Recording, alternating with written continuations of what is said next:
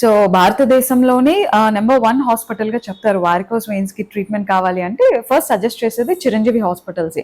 దానికి కారణం clots treatment కూడా అనుకోవచ్చా? చాలా అరుదుగా ఈ ట్రీట్మెంట్ కనిపిస్తుందని విన్నాను. బట్ అది మన చిరంజీవి హాస్పిటల్స్‌లో అవైలబుల్‌గా ఉంది. What do you say? ఇప్పుడు మన చిరంజీవి హాస్పిటల్స్ ఇండియాలోనే బెస్ట్ హాస్పిటల్ ఎందుకు అవుతుందంటే మన దగ్గర అన్ని ఏ నుంచి జెడ్ వరకు ఏదైతే టెక్నాలజీస్ అవైలబుల్ గా ఉన్నాయో అన్ని కూడా మనము మన దగ్గర అవైలబుల్ గా చేయడం జరిగిందమ్మా.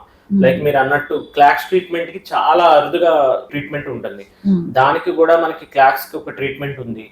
తర్వాత ఒక మల్టీ మోడాలిటీ అప్రోచ్ మన హాస్పిటల్ ఓన్లీ వాస్కులరే కాకుండా అండర్లైన్ ప్రాబ్లమ్స్ ట్రీట్ చేసే డాక్టర్స్ లైక్ ఆర్థోపెడిషియన్స్ కానీ డెర్మటాలజిస్ట్ ఉండడం కానీ ఫిమేల్ డెర్మటాలజిస్ట్ అది కూడా మేడం ఉండడం కానీ లేకపోతే ఆర్థోపెడిక్ డాక్టర్ గారు ఉండడం కానీ మీ అందరం ఒక టీమ్ లాగా చేస్తాం కాబట్టి అదొక బెస్ట్ అవుట్పుట్ ఇస్తాం.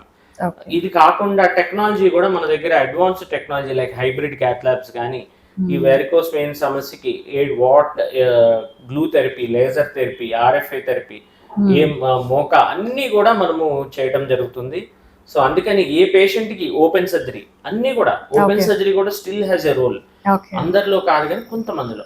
సో ఎవరిలో ఏది బెస్ట్ అనేది మనం అన్ని టెక్నాలజీస్ మనకి అందుబాటులో ఉండడం వల్ల ఎవరిలో ఏది బెస్ట్ అనేది ఇవ్వడం జరుగుతుంది.